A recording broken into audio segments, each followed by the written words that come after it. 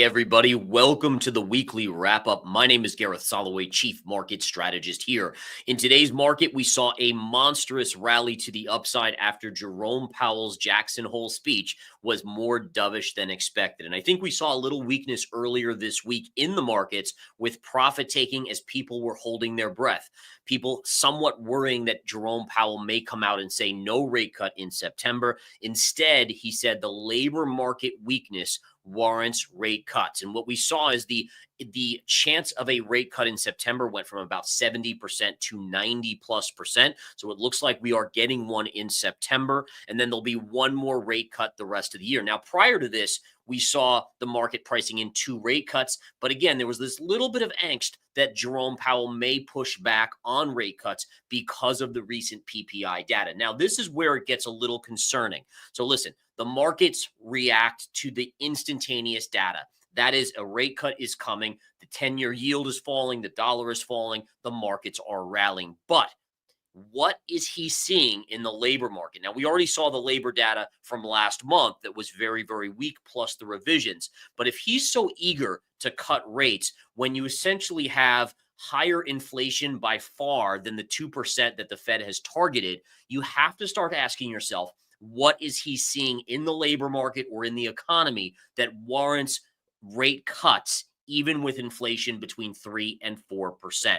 And that's kind of what I'm setting up here, is that I'm curious if this rally holds into next week. Now, I still think we could gap up on Monday possibly, but I do think there's an underlying issue here with, again, Jerome Powell pushing for rate cuts with inflation going up and between 3 and 4% versus 2% where they want.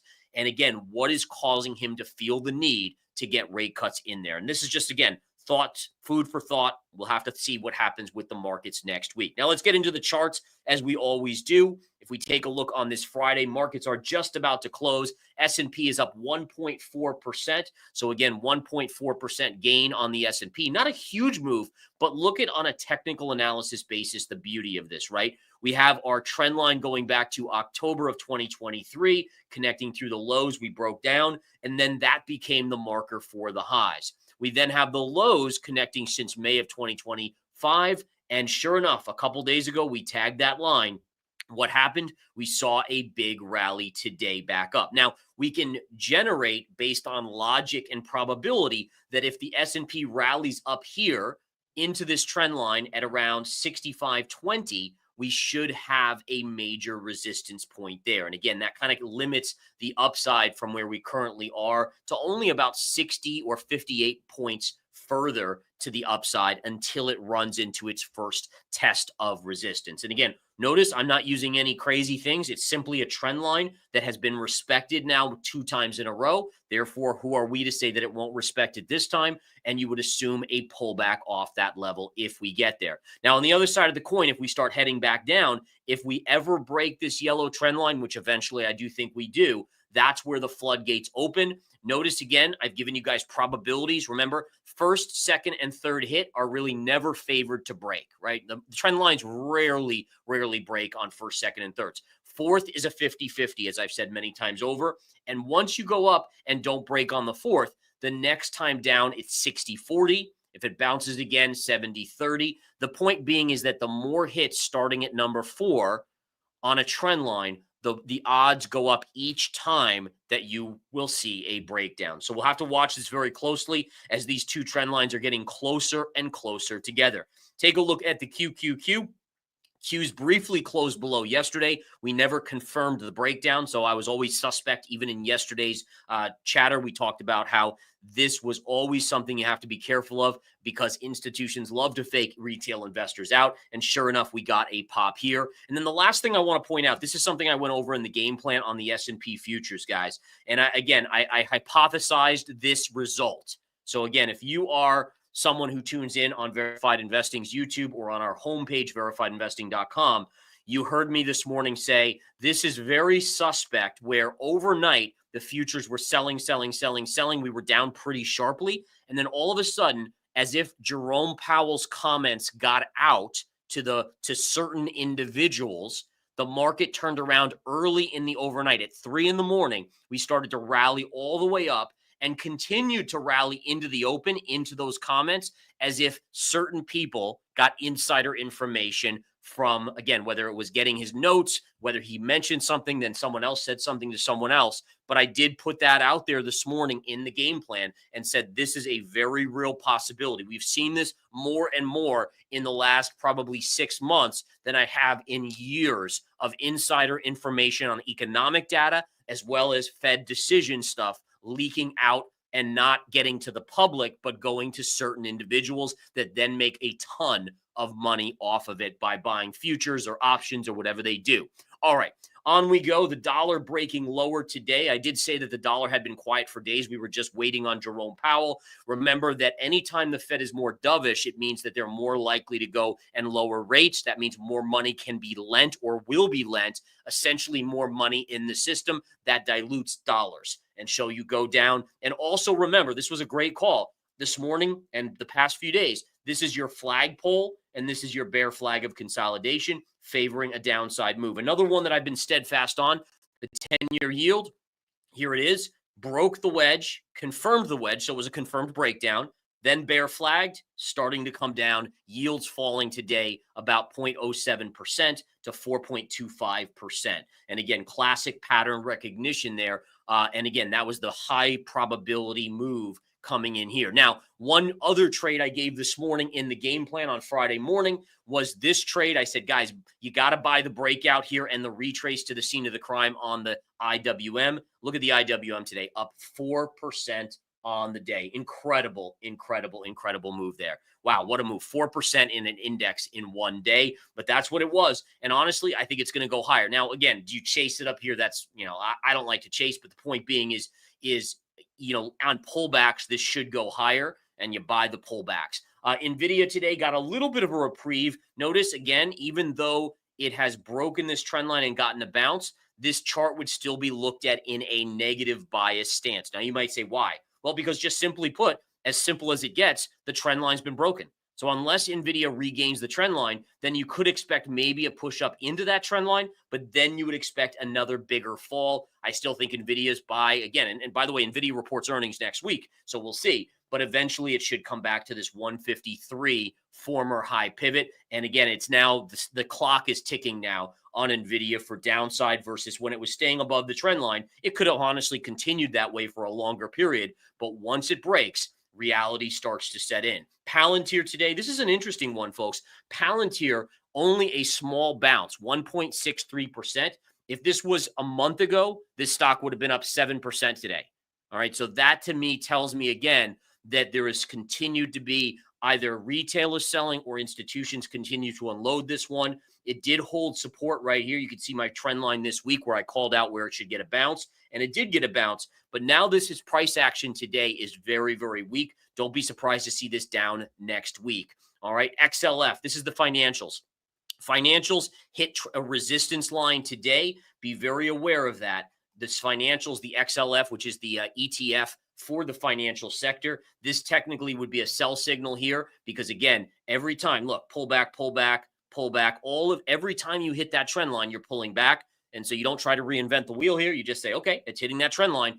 Let's see what happens next week. I would expect a pullback. Bitcoin surging today. Beautiful move. Listen, every risk asset made a move today to the upside. I mean, it wasn't just stocks. Crypto, gold had a decent move, although gold not huge, but a decent move there. But crypto and altcoins. And one of the interesting things about altcoins, folks, is we talked earlier in the week about how Bitcoin dominance broke down, and that could signal that altcoins could outperform Bitcoin in the near term, and that's exactly what's happening. All right, so while Bitcoin's having a good day, altcoins are having a better day, no doubt about it. All right, so let's go back to the charts and take a look. Big bounce, notice pivot low here. So again, if you were going to get a bounce, yes, but this is the kicker, guys, is that Bitcoin, like I talked about in the game plan, in my trading game plan here, this is your upside resistance right around 118,000. And because you confirmed below this upsloping trend line, this needs to be respected as resistance. That's where it's going to run into some major trouble. In fact, it got very close. We got to 117,416 within $600 of that trend line, stalling out a little. Wouldn't be surprised if we go up over the weekend, tag that line, but now that line becomes a sell in the near term on Bitcoin. All right, Ethereum, this was a great call, guys, that I made earlier this week. I said, guys, look for it to pull back right into here. This is a major support at around the 4,075 level, former pivot high here and here, going back to December 2024 and March of 2024. When you pull back after confirming above it, which we did do right here, so it confirmed the breakout. When you pull back, this becomes major support, and you buy that for a pop-up. Now, it is nearing major double top around 4,800 and change. Maybe it touches 5,000, but that, again, will be major resistance. But this was a great call earlier this week, again, that I said, again, look for it to bounce significantly, maybe even go to 5,000. And sure enough, just like that, from 4,000 to 4,800 here in just a couple days on ETH. Gold today, small bounce. Gold still is in weak position because it's broken its upsloping trend line. Little bit of a bounce today. It was up about 1%. But again, for me, until proven otherwise, until the chart tells me the chart is in weak position, for it to get in strong position and look like it can go a lot higher, you need to take out this $3,500 level, upsloping trend line merging with double top. If it can get above that, it should head to 4,000. All right. Again, it's shorter term. I'm slightly negative.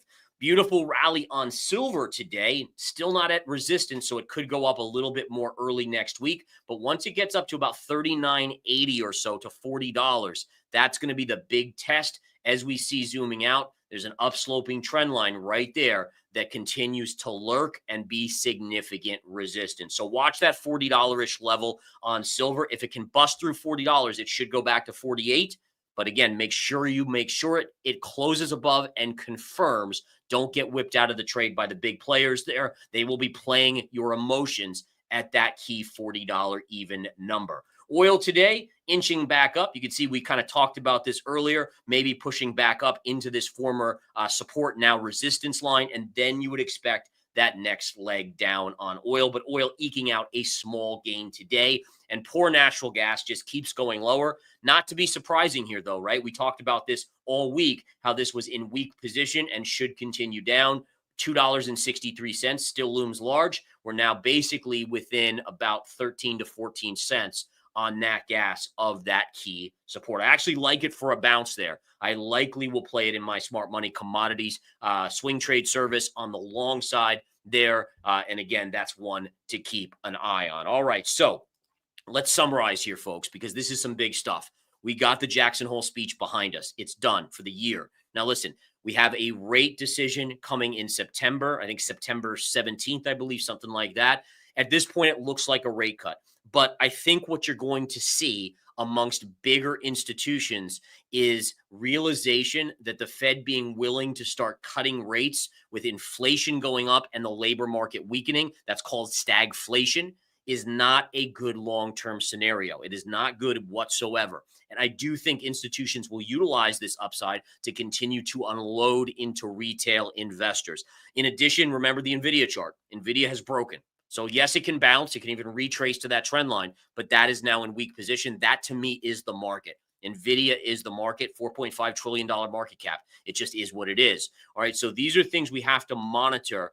And again, keep in mind historically, and this might be the most important thing I say all video long here in this weekly wrap up, is that when you look historically, when the Fed actually starts cutting rates, markets actually historically fall. That's when they start to decline. And the reason for that is because they're doing it because the economy is significantly weakening. The market worries they're behind the curve and people start to get worried. And that, again, should be something. And again, look back at history. You guys can do this research on your own. If you look back at the drops in the market, the bear markets, it's usually when the Fed begins to cut rates. Just some food for thought. Everyone's cheering these rate cuts. It does probably mean the economy is even weaker than you or I think. You guys have a great weekend. Thank you guys so much for tuning in. Thank you for supporting Verified Investing. Thank you for your comments and awesome words and just general viewership. We really do appreciate it, guys. And that's why I try to bring my A game every day for you guys. You guys mean the world to me. Thank you so much and have a great one. Take care.